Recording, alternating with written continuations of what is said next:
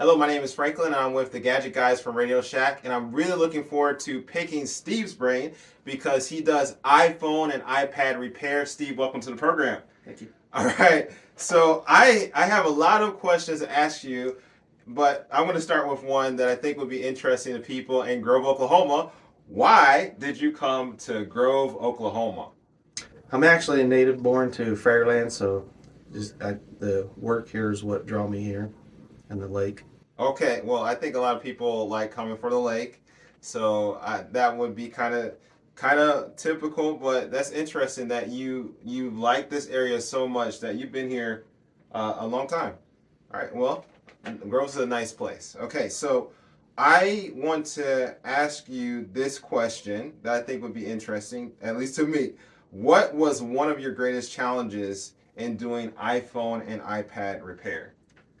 Well, I'd say when I started was back when they had the iPhone 4s, and they were pretty bad to have to try to repair even for a simple screen replacement. The screws were in weird places, and they just didn't make them very friendly to repair back then. Okay. And talking about iPhone 4, I just want to show this to you. This is nostalgic to me because this right here is my iPhone 4 and it's just crazy how small it is. I want to give a trivia question to you. Apple had an exclusive contract with one cell phone company for a time. Was it A, AT&T, B, Verizon, C, T-Mobile, or D, Sprint? And then when the iPhone 4 came out, they were able to have an agreement with another company. And so I got this phone and I really like this. But I've learned a lot about or I learned and had a greater appreciation for people that do phone repair, because when I was trying to take the two screws out of my iPhone to replace the battery, it was easy to do, but when I put them back in, then I stripped the screw. So it's not as easy as it may seem to do something like that. But so what do you actually do when you are taking apart a phone? Like, what is the process? Can you explain for someone that has never done something like that before? Well, all your iPhones are have a certain amount of adhesive that keeps the screen down. Besides the two screws, so you need to apply a certain amount of heat and a certain amount of force without breaking the screen. Because a lot of times you just need to open them up to do service work other than the screen, and in that instance, you got to be real careful with where you pry and how much pressure you apply, or you end up with a broken screen on top of everything else. Now, I have looked at a website and they have some type of heating kit, but do you know when you're talking about applying heat, how do you know how much heat that you apply before you end up breaking the phone or something like that? That's a pretty good question, because if you over apply heat, you're going to burn the screen and make it discolored. So there's that fine line between helping the glue to melt and ruining the screen. So we have heating pads that are set to a certain temperature. Oh, okay. And so they only bring it to, you know, the proper temperature. Okay, I think I had seen some things online about heating with a microwave, if I'm not mistaken. Have you heard of something like that? Please don't put your phone in a microwave. Well, I mean, well, not the phone necessarily, but some kind of heating thing. I don't know. I've been out of the loop with how they do things, but I think what you're talking about is they have like a gel pad, okay, or a gel thing that you can put in the microwave, and you heat that, okay, and then you apply that onto the phone, and through that thermal heat, it will help to lift the screen. So. Okay, but it probably is better to have a stable temperature all the time in terms of something not going wrong with the phone. And when we were preparing for even doing this video, Steve pointed out that my battery here had some issues in it. So I haven't used this battery for a long time. I thought it was fine because I replaced this battery. But what did you point out about this battery? It's swollen and pressed up, so you'll never get your back on with this particular battery without replacing it, because now it's too thick. Okay, and what are some other problems that could happen with swollen batteries? The swollen batteries will start to put pressure on the screen and the back of the phone, and if they're not addressed, will either break the screen or break the back of the phone, which are glass also, or in some instances, they can even catch on fire and explode. So, you know, you might think, and I might think that all I need to do is just replace the battery, but there's other things to think about. I don't want a battery to explode and catch on fire when I'm trying to fix it. So that's why it's nice to know people like Steve here in Grove, Oklahoma, that has the experience so that he can work on the phone and minimize that risk of your phone catching on fire, because I don't think you want your phone to catch on fire. All right, so I think that this is a question some people will like to know. What type of phones are easier to repair, iPhones or Android phones, and why? Hands down, iPhone's easier to repair. They're just made in more of a modular format. The screens are easily removed and put back on, to where Samsung and Motorola and the others typically will glue their phones together in a way that the screen itself is not easily removed. And it also causes them to be more expensive to replace for a comparable phone. So if you had a $600 iPhone, it'll cost you maybe $100 to replace the screen. If you had a $600 Samsung, it's going to cost you $200 or $300. Okay, so that's something to consider when you're trying to get phones. Now, technically, I have an Android Pixel 6 Pro. That's what I'm using to record this video right now. But I have like my iPhone 4, and obviously there's a lot more iPhones than this one. So, in talking about iPhones, because I know that's what you do more of, what model of the iPhones have you liked to repair the best? Like, out of all the ones that Apple has had so far? So from iPhone 8 through iPhone 13, they've had this glass back that is glued on. Now, in the 14, I've noticed that Apple has corrected that, and so now on the back on your iPhone 4 there, the 14s, and I'm assuming the 15s, now have a removable glass back. Oh, that's nice. That makes it easier to get into at least the back of this area. And what were you doing again to get in there before they had the glass back? How would you get into the phone? You had to use a laser and several hours of scraping and chipping away at glass. I saw some of your equipment. So you have sometimes used a laser to be able to get into the phones, but then you also have this microscope here. So can you tell us, like, what's the setup for something like that as well? Well, and then, like, if a person wanted to change their own screen, the first off, the tools required, you have to have 3 different screwdrivers just for the different screws that are involved.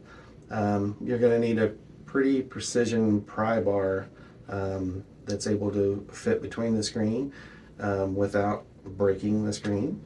Now the back of the phone obviously is glued down, and you have to use a laser to try to help remove or burn off the glue that's under the screen. But it's not a perfect system, and it still takes a lot of work and scraping to get that off. So, wow. Okay, but you're able to have a little bit more precision, being able to use the tools that you have. That I saw, like, you had the microscope that you're able to look at things, and then that's connected to your TV as well. I mean, or your computer monitor, that you can have good vision of very intricate parts, and that's really needed when you're dealing with very small pieces. Like, for instance, when I had my iPhone 4, I lost some screws when I was going from the back of my phone to the front of my phone, and vice versa, to put a screen on there. And so it's very important to be able to see what you're doing. also, the screws are different size screws too. So if you have to be very meticulous in the way that you disassemble the phone and keep your screws organized, because if you get the wrong screw into the wrong hole, you can ruin your phone. Oh, you can ruin the phone? Mm-hmm. Oh, wow. You get what's called long screw damage because they have the screws are different lengths. And if you put the long screw in a short screw hole, it'll actually bore a hole into your motherboard. Oh, I didn't even think about that. So you have to make sure you don't lose a screw. You have to make sure that you put the exact screw back in the right place. You have to make sure you don't strip the screw. And you still have to know what you're doing on top of that. So there's just a lot of other things that you have to think about. So there's a lot of depth to what you're doing. So what is the most common repair that you've had to do? The iPhone screens are the most common. Okay. So what happened to this screen? So a gentleman brought that in. Apparently he didn't quit talking after his woman told him to, and she put a bullet hole through it. Woohoo! Wow. So this phone this screen has a bullet hole through it. And are you able to fix something like this? Yes, it actually missed the main parts of the phone. We're working on that phone currently, but it blew clean through, but it did miss the motherboard. So the motherboard is intact. So it just needs a battery, and I've already got the screen prepared for it. Wow.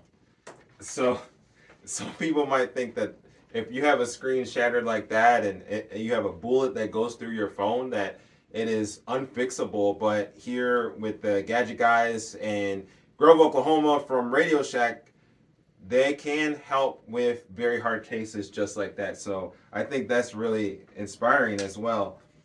All right, and so how did you learn your trade, and what got you interested in iPad and iPhone repair? So I picked it up just doing little odd jobs for people. Didn't seem to be anyone else around that could do that kind of work.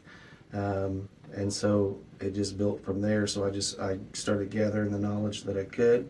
A lot of it is, from internet, and then from just getting in there and tearing them apart. So people now, what model did you start with? Was it the iPhone 4? It was the 4. Okay, so people were like, okay, I don't know what I'm doing with this to fix this, or I don't know how I can fix the iPhone 4, but I'm just gonna go to Steve, and then you just figured it out. Just figured it out. And mostly screens and batteries, but that's after doing a lot of those, we started getting into more in-depth repair with the charge ports and the cameras and the stuff like that. Wow. Okay. Wow. So you can basically fix various parts of the iPhone or iPad. The iPhone is very modular. Now, iPhone has tried to serialize some of these items so that they can't be replaced. Mm-hmm. But of course, that's kind of going against the consumer.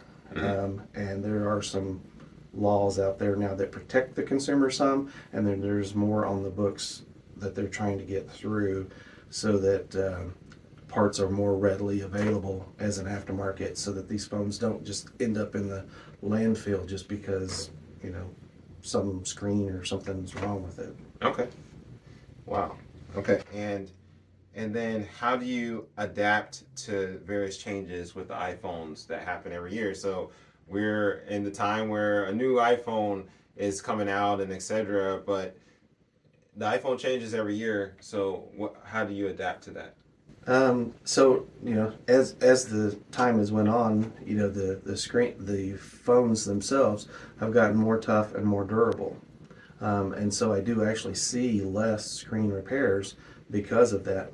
Because they're using better glass, the technology is growing. They've changed the way that the frame on the phone is. They went back to the square body like the iPhone 4, which is a lot more rugged and holds up better. Okay. All right, and someone wanted to know, are you Apple certified? Not Apple certified because you can't get Apple certified. Oh, okay. You can only get Apple certified if you're working for the Apple. Okay. All right, no problem. I'm uncertified. Well, you're uncertified, but how many? Do you know how many? I'm properly uncertified. Yeah, you're properly uncertified. uncertified, but about how many repairs do you think you've done on phones over the years, and iPads? I think I looked it up just for this year. I'm at over 600 for 600 for the screens alone. for this. What? Yeah. I didn't even. Was we do? Oh, let's see, 600. That may include the batteries too. Wow. Because I just did based on what I've ordered. Uh-huh. Wow, that's a lot of repairs. So, one of the reasons why I wanted to do this interview with you is because I was on the Grove Community Connection Facebook page, and when people are asking, where do I go to get my screen repaired, then people would mention RadioShack. That's just a common thing that happens. So, you are highly recommended. And actually, speaking about that, I want to share with you what Susan Newman said about you. She said, Steve is awesome. He has saved me a couple of times, and he put a new battery in my hubby's or husband's phone a while back.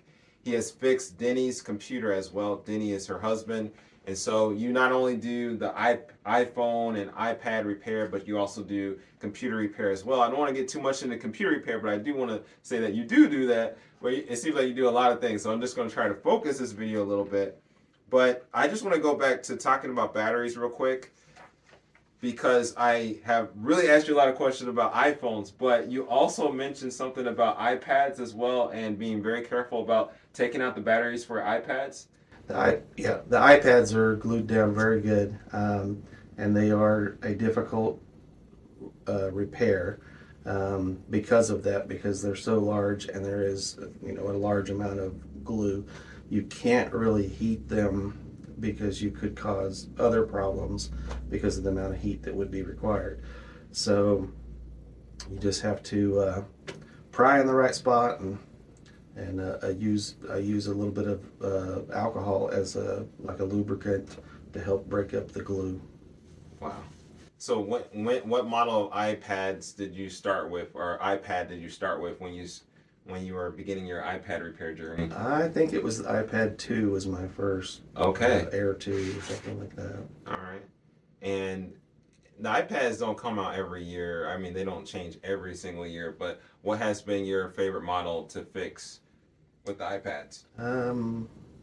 Probably the 8s. The Okay. the 7s and 8s are pretty much on par, and they're pretty straightforward. Okay. All right. Sounds good. Now, what is the most important thing people can do to take care of their iPads and iPhones? Take care of those charge ports, because they're easily damaged and they're not easily cleaned. We actually clean ours we use the microscope to see down inside, because you have to remove the debris with a very fine tool. A toothpick will not do it. It will just damage it, and you'll end up having to bring it and get it replaced because the toothpick is too large. Wow. But we also clean the ear speakers too. We have a lot of iPhones where people they can't hear, and it's just the canal, the ear speakers getting clogged up, and we clean those for our customers also. Okay, and just speaking about the microscope as well, one thing that you talked about before we did this video is that you also use that microscope for water damage, or to help with water damage. Is that correct? Yeah. When I'm working on water damage boards, there's no way to see the boards because the components are so small. Mm-hmm. Without the microscope, there's no way to do it.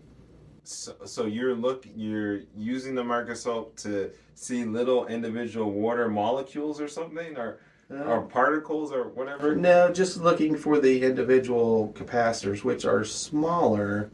They're about the size of a really stick pin or something. Okay. They're very, very tiny. And without the microscope, if you drop one of these on the table, you will never find it. It's just they're gone.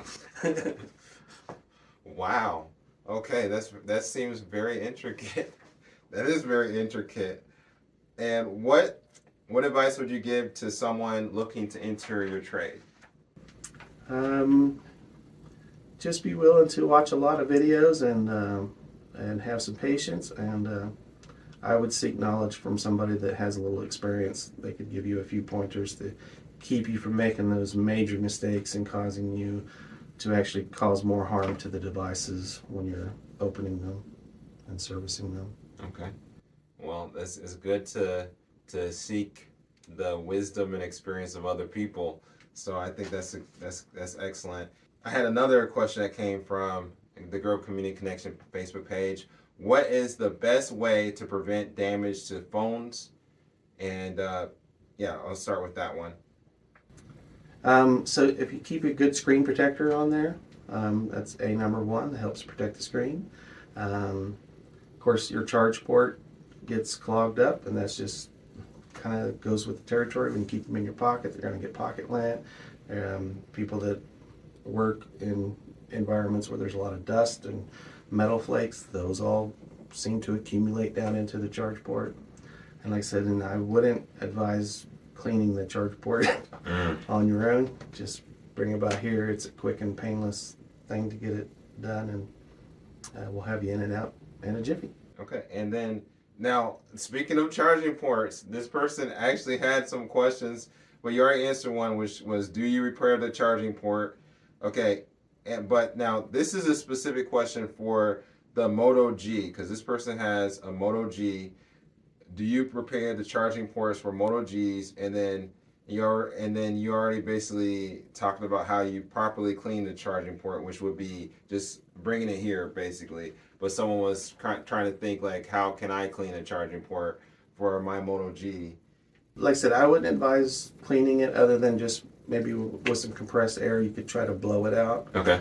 But as far as sticking any kind of thing in there, any sideways movement is going to basically destroy the pads that are in there and cause them to short out and maybe even cause more damage beyond the charge port. So would you be able to if someone brought a Moto G in here, could you help with that? Or yes, we do service other types of phones. Mm-hmm.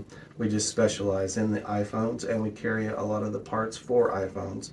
We don't carry any parts for the other models, but we could usually look it up and give them a price and see if it's worth fixing or not. Okay, well, I think doing 600 jobs in just 2023, and 2023 is not finished, you have some experience. I've done a few. So I think that if you want to really have help with your iPad or your iPhone, then the Gadget Guys from RadioShack this is somewhere that you should come to. And I'm really thankful, Steve, for you doing this interview with me today. Well, thank you. All right. Appreciate it. Have a nice day.